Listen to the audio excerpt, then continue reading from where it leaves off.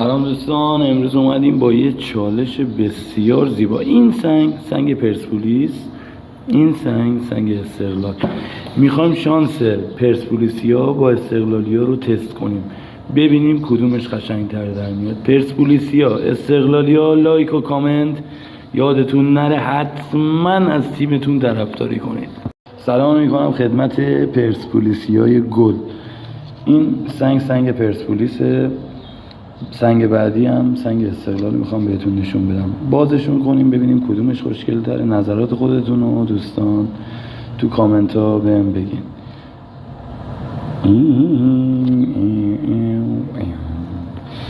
به به به، حاشیه عقیق، یه ژئود بسیار زیبا و خوشگل با حاشیه‌های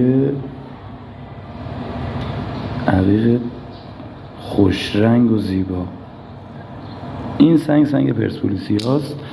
سنگ بعدی سنگ استقلالی هاست. استقلالی ها نظراتشون رو حتما بگن در مورد شانس تیمشون. به به به به به، این هم حاشیه‌های عقیق با یه آمتیس تقریبا کمرنگ و خوشگل. اینم عالی بود.